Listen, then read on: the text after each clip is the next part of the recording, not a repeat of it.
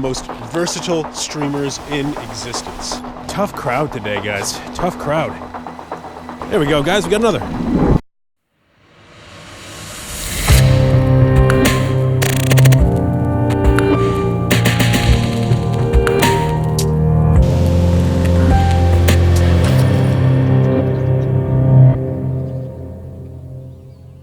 What is up, guys?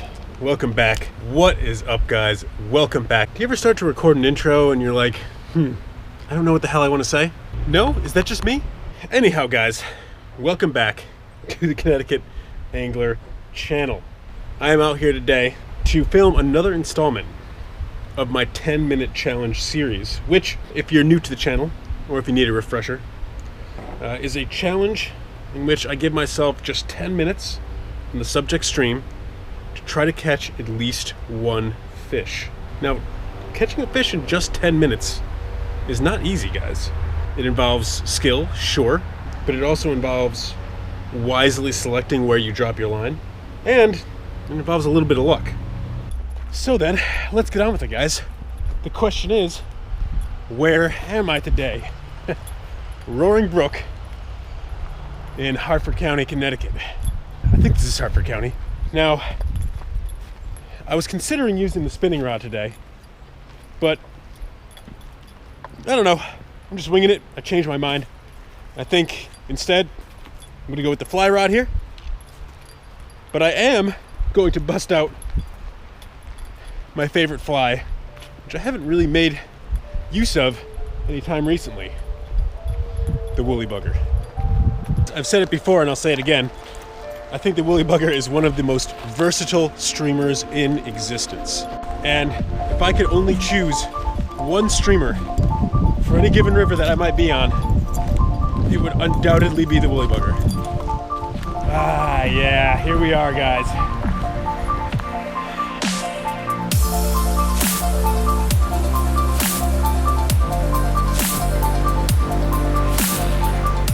I love this brook. You know, it's not that there's some extraordinary amount of fish on this brook or the fishing is always good. That's certainly not the case. I just think it's really scenic. I always enjoy being here. Boy, guys, I will tell you, when I was up there in the parking lot, it felt so warm. I mean, it is going to be a pretty warm day. I mean, it's probably already, I don't know, 45, 50. I thought, boy, I don't need my hoodie. I'm just going to leave this here. But it is significantly colder in this gorge, and I'm really regretting not taking it now. Okay, guys, we're at the part of the river where I think I'm going to start fishing. So the camera is going on the chest mount here, and let's get to it. So first things first, guys, we got 9:55. So our goal here is to try and get at least one fish by 10:05. Let's see if we can make it happen. I'm going to start with this little bit of slack water here. It's at the bottom of these cascades. I don't want to slip, but I really like to get down here. Oh, good. Not too slippery.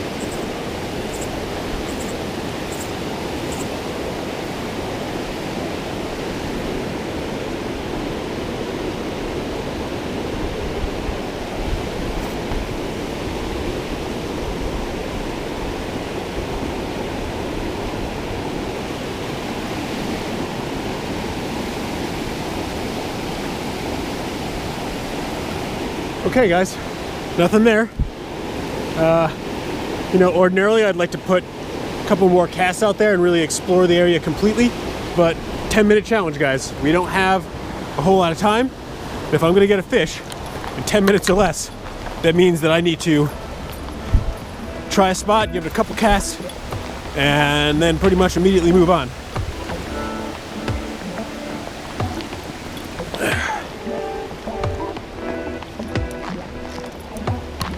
All right, here's my next spot.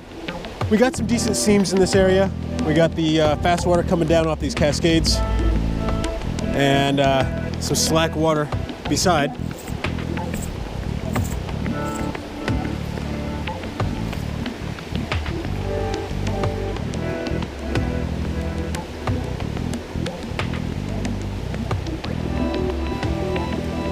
a nice seam up there.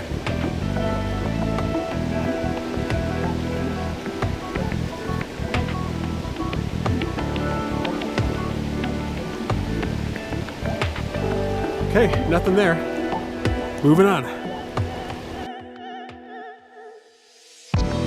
All right, there's a really nice seam over here. It's gonna be kind of a pain to get down to, but I think this is really the next area I need to try.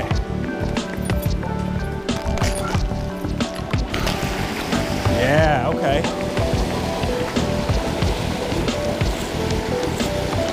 Well, there could totally be a fish here.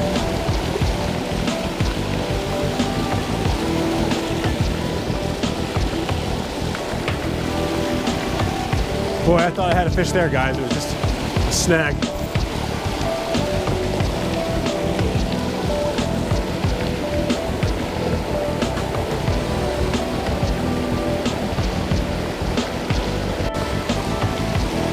All right, guys, I think one more cast over here, and then we'll move on. This is a beautiful spot. Definitely had potential, but just didn't happen.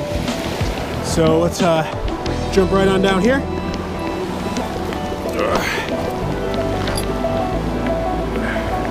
Oh, that is not a stable rock.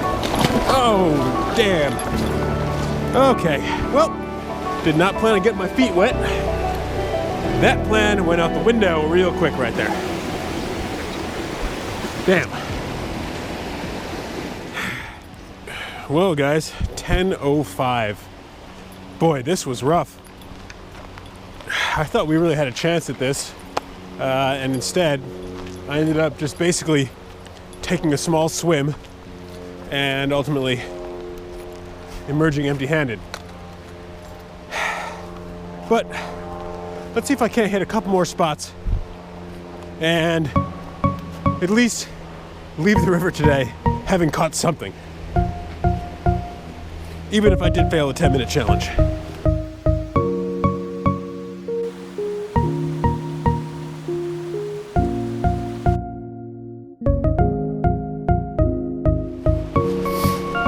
There's a really nice looking spot up here. We have this small cascade, and it looks like it hits a rock sort of midstream here, and you have these two really nice seams coming down behind it.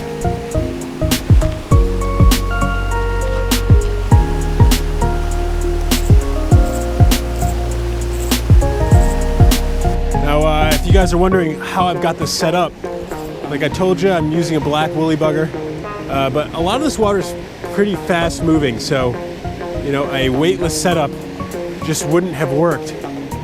At the same time, I don't think a split shot would have really worked either. So I've added weight here by just putting on a swivel about 16 inches up from the streamer. Looks like I caught a leaf here. So the reason I started using swivels in this matter on occasion to just add a little bit of weight to a streamer was because when I was using big articulated streamers and occasionally fishing downstream, it helped prevent my leader from getting twisted. And you know, over time, in instances where I would end up cutting off my big articulated streamer and go to a lighter woolly bugger, that swivel was just about the right size to add a little bit of weight. And it really doesn't affect my casting at all with streamers. So it sort of ended up just being something I do. So I think it goes without saying that, you know, you wouldn't want to use a barrel swivel if you were, say, fishing nymphs. Certainly not if you were fishing dry flies. It's really just a streamer-only tactic. Boy, guys, tough crowd on this stream today. You know, this stream is a funny one for me. Rather than just generally having sort of average results on this stream, this is one of those streams for me that's just hit or miss. You know, I either come here and the fish are just feeding like crazy and I'm just catching them nonstop, or you'd swear it was barren. It's one or the other for me on this stream for some reason. I don't know, is that your guys' experience in this stream? Let me know in the comments section. This whole area here is exceptionally shallow. But it looks like there's maybe a nice pocket right up there. The question is, am I going to be able to get to it without dunking my feet again? I don't think so. Moving on. Just saw another angler heading a little further downstream. Hope you have a little better luck than me, man. But there is hope for me yet. Okay, guys, this spot looks fantastic. This is a nice deep run. It's got to be at least 4 feet deep, maybe even more in the deepest pocket. And if there's going to be a fish holed up somewhere, this has got to be it. There we go, guys. We got one. We got one. Yes. All right.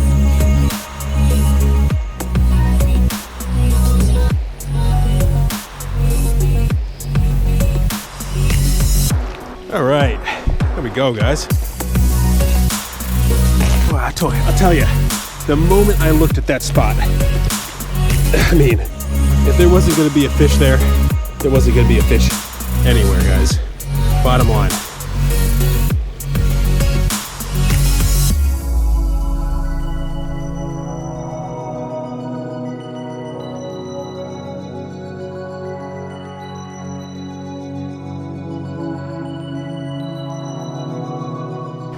All right, guys. Well, definitely failed the 10-minute challenge here, but let's see how long it took to get that one fish. We started at 9:55 and right now we have 9:20. So, I don't know, guys, less than a half an hour. I mean, it's not too bad. Sure, you go to the river hoping for the best productivity possible, but, you know, getting a fish in under a half an hour, sometimes that's the best you can ask for, guys. And certainly better than leaving the river skunked. But let me get my line back out here in this run, see if we can't dredge up another fish, and maybe we'll do a little more fishing a little further downstream.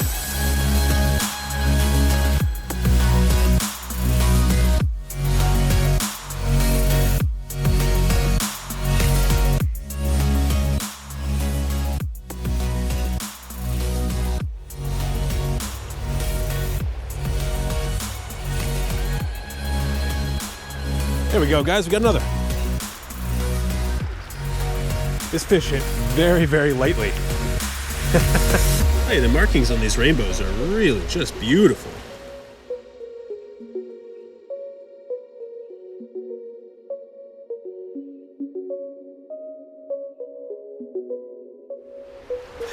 Not bad, guys, not bad. 2 fish out of this one spot. You know, I told you when I walked up to this spot, all I had to do was take one look at it. I knew that if I didn't get a fish out of this spot,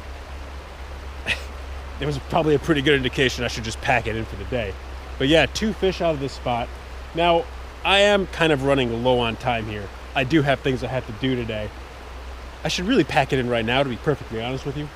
But I really want to go a little bit further downstream, try one more spot, see if we can't get one more fish.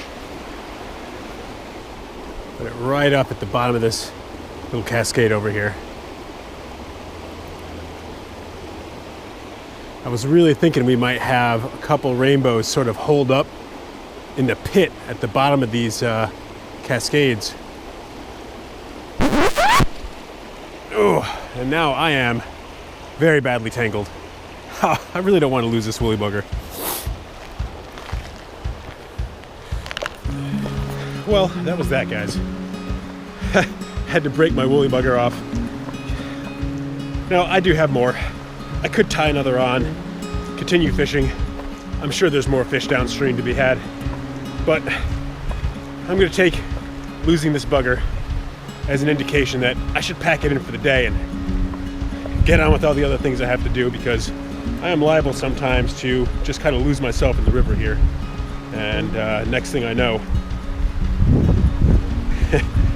the sun's damn near going down, so I'm gonna pack it in right now. So the 10-minute challenge was a failure. I certainly didn't make it in 10 minutes, not even close.